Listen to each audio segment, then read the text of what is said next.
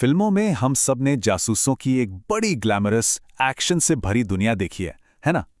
लेकिन आज हम बात करेंगे भारत की खुफिया agency research and analysis wing यानी रॉ की उस असली दुनिया की, जहां देश के लिए काम करने वाले लोग अपनी पहचान, अपना परिवार और अपनी पूरी की पूरी जिंदगी तक कुर्बान कर देते हैं। और इस सफर की शुरुआत एक बहुत ही बेचैन कर देने वाले सवाल से होती है। क्या ये सच है कि रॉ के लिए काम करने वालों के नाम उनकी कब्रों पर भी नहीं लिखे जाते? तो चलिए सबसे पहले ये समझते हैं कि इस सफर की शुरुआत होती कैसे है। एक बात साफ है, यहाँ कोई अर्जी नहीं देता, बल्कि किसी को चुपके से चुन लिया जाता है। सवाल तो यही है कि आखिर कोई इस खुफिया दुनिया का हिस्सा बनता कैसे है, क्योंकि ये जो प्रक्रिया है ये किसी भी दूसरी सरकारी नौकरी जैसी बिल्कुल भी नहीं है। इसका जवाब ही अपने आप में थोड़ा चौंकाने वाला है। रॉ में कोई डायरेक्ट रिक्रूटमेंट होता ही नहीं है।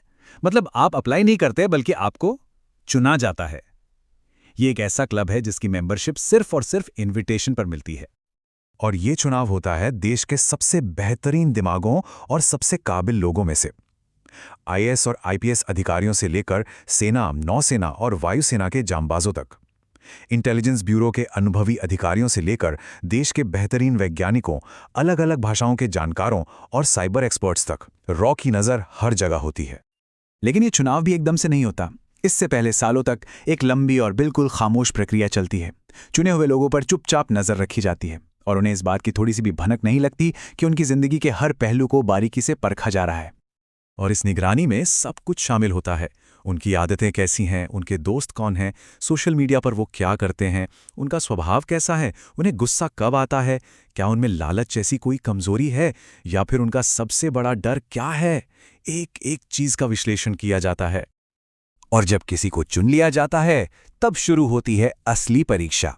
ये सिर्फ एक ट्रेनिंग नहीं है, बल्कि एक ऐसी प्रक्रिया है जिसे शायद इंसान को तोड़ने के लिए ही डिजाइन किया गया है। जासूसी ट्रेनिंग का मतलब अक्सर हम लोग फिजिकल फिटनेस और एक्शन समझते हैं, लेकिन रॉ में ये बस एक हिस्सा है। असली मकसद होता है जबरदस्त मेंटल टॉर्चर के जरिए किसी के धैर्य की असली सीमा को परखना।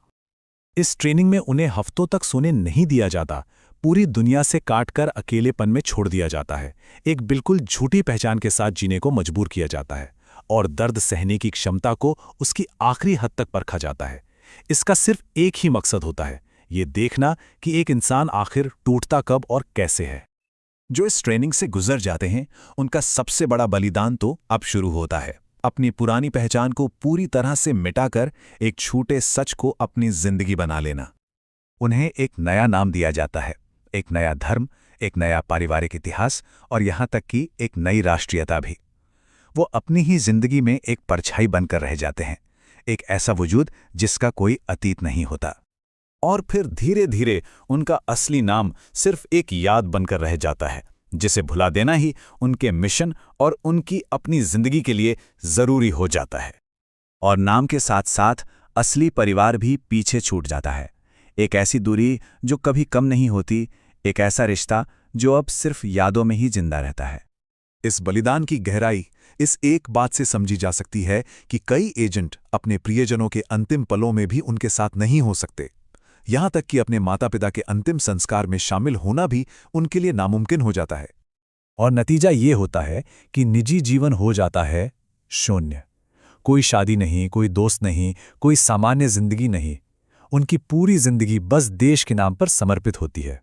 लेकिन इस गुमनाम जिंदगी से भी ज्यादा भयानक वो सच है जो तब सामने आता है जब कोई मिशन गलत हो जाता है और एक एजेंट दुश्मन के हाथों में पड़ जाता है। अगर कोई एजेंट दुश्मन देश में पकड़ा जाता है तो सबसे पहली और सबसे कठोर सच्चाई ये है कि उनकी अपनी सरकार ही उनके वजूद को मानने से साफ इनकार कर देती है। उन्हें बचाने के लिए कोई मदद नहीं भेजी जाती, कोई कोशिश तक नहीं की जाती। वो वहां पूरी तरह से अकेले होते हैं। उनकी तरफ से कोई आधिकारिक बयान भी जारी नहीं किया जाता। मतलब दुनिया के लिए वो इंसान कभी था ही नहीं। और ये सब जानते हुए भी वे अपने मिशन पर जाते हैं। और ये गुमनामी सिर्फ जिंदगी तक ही सीमित नहीं रहती।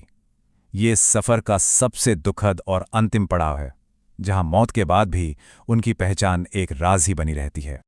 एक सैनिक की शहादत पर उसे जो सम्मान मिलता है वो एक रॉ एजेंट को नसीब नहीं होता। न शहीद का दर्जा, न तिरंगे में लिपटा ताबूत, न कोई सार्वजनिक सम्मान। कई बार तो परिवार को भी पूरी सच्चाई कभी नहीं पता चलती। उनका बलिदान हमेशा के लिए सरकारी फाइलों में दफन हो जाता है। और अंत में शायद यही एक लाइन उनके पूरे जीवन और बलिदान का सार है। रॉ एजेंट वो होते हैं जो देश के लिए जीते भी हैं और देश के लिए ऐसे मरते हैं कि कोई जान भी नहीं पाता।